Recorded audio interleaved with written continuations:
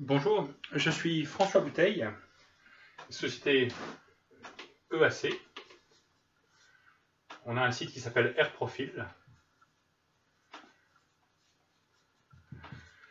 Et aujourd'hui, je vais vous parler de vapeur.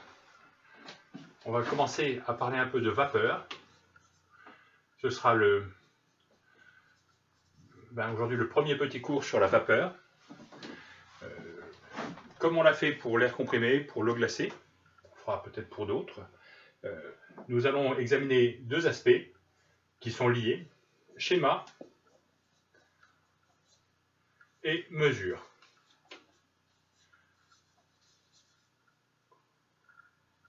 Les schémas et les mesures qu'on peut réaliser sur une installation de vapeur de manière utile. Voilà. Donc ces cours sont destinés en premier lieu à la conduite des installations. C'est pour aider les gens à la conduite des installations. Dans certains cas, ça peut servir, des mesures peuvent être utiles pour permettre de discuter d'un projet d'externalisation. Quelquefois, au contraire, c'est pour reprendre en interne l'exploitation d'une chaufferie, que des gens peuvent avoir besoin de formation. Des cours un peu plus approfondis, mais partant des mêmes connaissances de base, peuvent intéresser des concepteurs d'installation. Et enfin, ça peut concerner les gens qui font de l'audit énergétique, et notamment des gens qui ont besoin de baser leur audit énergétique sur des mesures. Alors selon notre...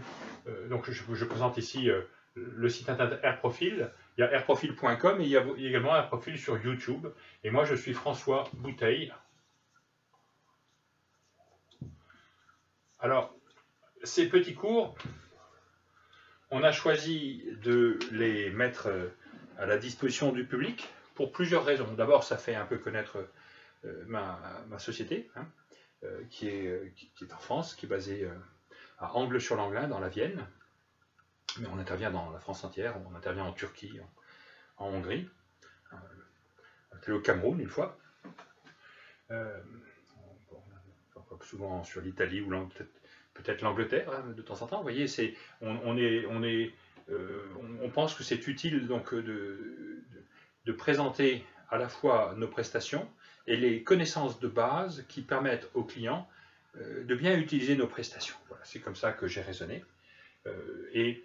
On a une présentation sur un plan méthodologique qui inclut certains aspects, je dirais, certains aspects qui pourraient relever de la morale ou de la déontologie. Donc sans être trop long, on va toujours partir d'un point principal pour nous, qui consiste à dire, voilà, il faut prendre en compte,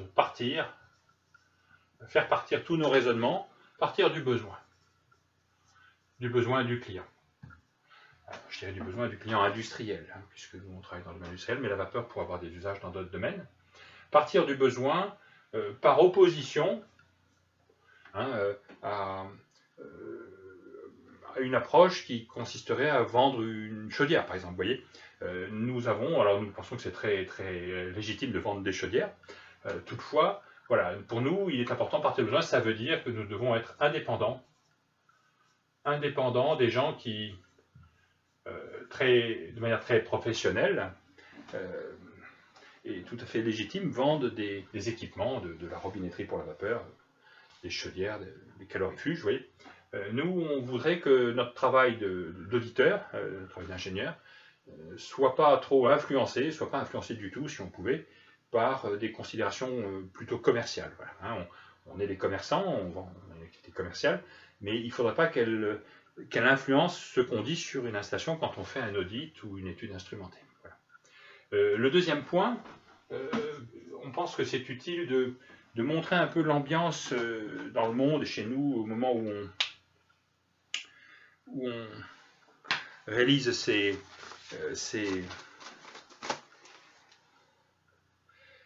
petits cours. Ça peut donner un élément utile pour l'état d'esprit dans lequel on doit travailler et on souhaite travailler. Et donc je dirais, aujourd'hui on est le 3 septembre, le journal d'hier, le monde d'hier, on constate qu'il y a Alors aujourd'hui il fait beau, vous voyez, il fait 22 degrés à peu près, vous voyez, c'est un automne agréable qui commence sur le centre de la France en tout cas. Je dois dire que quand on lit le journal, on voit des remarques au sujet de ce qui se passe actuellement en Ukraine, une guerre. On peut penser que le gaz naturel qui sert à faire fonctionner les chaudières qui produisent la vapeur pourrait manquer un peu. Vous voyez qu'on a donc des raisons supplémentaires éventuellement de faire un peu attention. Donc moi je dirais attention, limiter, si c'est possible, les consommations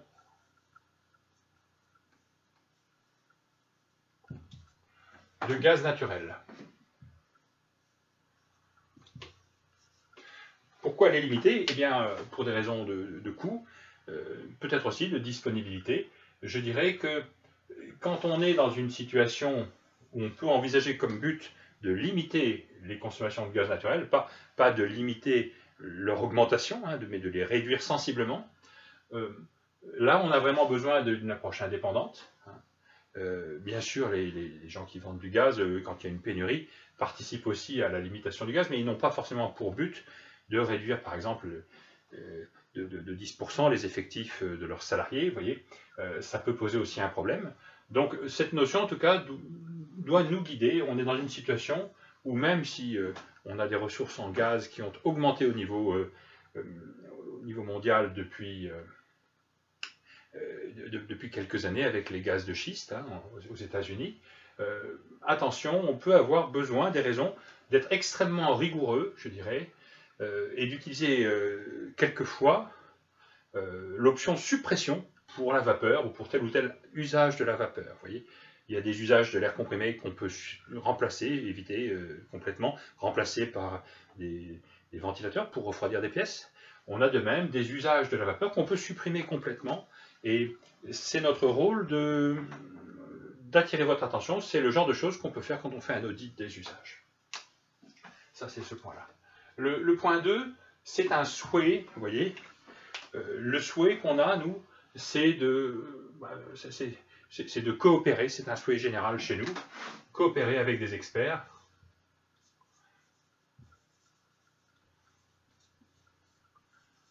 Alors, c'est pas inutile, à mon avis, de rappeler ce souhait. On souhaite coopérer avec des experts qui nous comprennent, mais dans tous les pays. Voilà. Alors, si c'est des gens qui parlent anglais, on va refaire ces cours en ligne, on va les refaire en anglais, peut-être en italien, en espagnol. Je ne parle pas toutes les langues, mais j'en parle 4 ou 5. Et pour nous, coopérer avec des experts, ça peut être les experts clients, ça peut être des gens qui ont une carrière derrière eux, vous voyez, des retraités. Ça peut être des gens qui ont des produits innovants qui voudraient faire connaître. Voilà. Donc, on va comme toujours commencer par un schéma simple et j'ai choisi pour des raisons, je dirais, d'analyse de la manière dont les gens font leur apprentissage, notamment les adultes, un peu l'expérience que j'ai eue moi-même en suivant des cours en ligne sur les sites du MIT et de Stanford University. Les cours qui sont donnés sur ordinateur, où on affiche un texte propre et très lisible, me paraissent difficiles à suivre, vous voyez. Peut-être parce qu'ils étaient en anglais, que c'était plus dur pour moi, mais j'ai lu des textes, des études qui expliquent que sur le plan de l'apprentissage, il vaut mieux écrire, vous voyez, soi-même. Donc, et puis je trouve que c'est plus agréable et plus facile de comprendre quand je lis la ligne qui est en train d'être écrite ou le schéma qui est en train d'être fait par un professeur au tableau noir, vous voyez.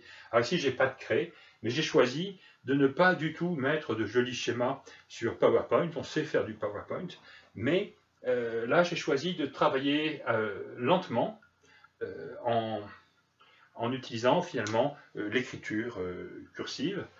Alors bien sûr, les conditions ne sont pas excellentes, vous aurez du mal à lire tout ça, mais comme j'écris ce que je dis, peut-être vous pourrez commencer déjà à vous faire une idée du contenu, vous voyez, en prenant vous-même des notes, voilà. Et puis ensuite, comment dirais-je, on mettra d'autres documents qui seront mieux présentés, qui devraient permettre de compléter des commentaires de photographie, des commentaires de résultats de mesure, de manière à ce que vous ayez une base pour vous former vous-même et peut-être faire appel à nous pour vous former de manière plus précise et plus complète sur site pour vos matériels et vos schémas. Voilà. Alors le petit schéma que je vais choisir aujourd'hui va nécessairement partir des utilisations. On va avoir 2 ou 3 usages de la vapeur. On ne va pas prendre des trucs trop inhabituels. Hein, on va choisir un processus de cuisson. Hein. On va dire qu'on est dans une usine agroalimentaire ou certaines usines où la vapeur, d'une manière ou d'une autre, est en contact direct avec le produit. Vous voyez. Donc ici, la vapeur va sur le produit et puis chauffe le produit au contact. Vous voyez, c'est de la vapeur perdue. On va imaginer qu'on a un chauffage, hein, un circuit de chauffage, un circuit d'eau chaude process. D'eau chaude ou d'eau surchauffée de process. Voilà, c'est... alors qu'est-ce que pourrait être une usine comme ça? Dans la cuisson, il y a des processus, des trucs qui ressemblent. Vous voyez, on pourrait imaginer du lavage aussi, quelque chose, des systèmes où la vapeur est utilisée, mais une seule fois, sans retour de condensat. Quelquefois, là, on a ce genre de choses dans les usines de caoutchouc. Les usines de caoutchouc ont des applications où on ne recycle pas la vapeur, vous voyez, parce qu'elle pourrait être chargée en particules. On ne veut pas avoir de trucs de caoutchouc dans la chaudière.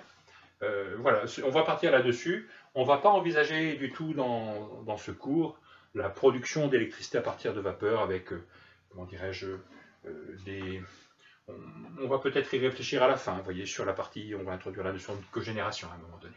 Voilà. Pour faire fonctionner ce système, on a besoin d'une chaudière. Donc il y a une chaudière, c'est un élément, c'est une chaufferie en fait, mais on va préciser un peu ce qu'il y a dedans. La chaudière, elle a nécessairement une alimentation,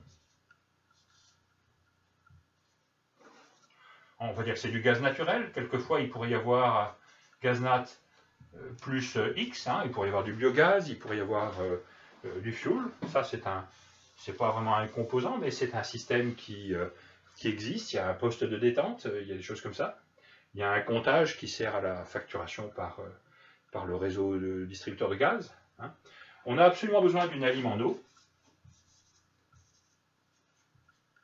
hein, parce que la vapeur, c'est de l'eau, avec un traitement d'eau.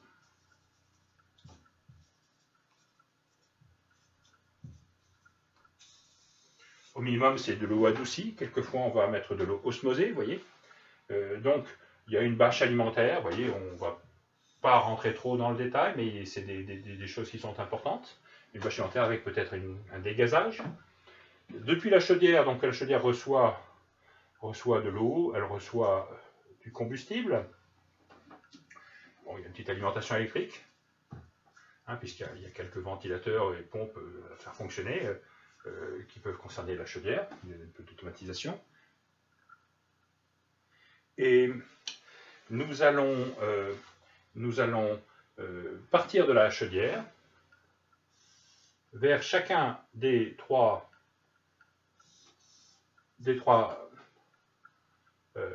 usages, sans trop nous soucier de toute cette partie pour l'instant. Hein. On va considérer que c'est un réseau de distribution, il est plutôt calorifugé, vous voyez, on espère qu'il est calorifugé. Et on va avoir sur certains de ces usages, en général ça va être le cas pour le chauffage, vous voyez, les sorties de condensat. Les condensats vont éventuellement être récupérés, au moins en partie. Alors là, il y a 2 types de récupération de condensats. Pour l'instant, on va supposer qu'on récupère les condensats dans la bâche alimentaire de la chaudière et non pas sous pression. Donc, c'est un écoulement qui se fait à pression atmosphérique. Voilà. Donc, voilà le schéma extrêmement simple que nous allons présenter, discuter. Comme on fait d'habitude, on va le présenter en disant qu'est-ce qu'on peut mesurer et à quoi ça va servir. Et je dirais que ce sera l'objet du deuxième cours sur la vapeur, voilà, si vous voulez bien. Je vous remercie et je vous donne rendez-vous dans quelques minutes pour moi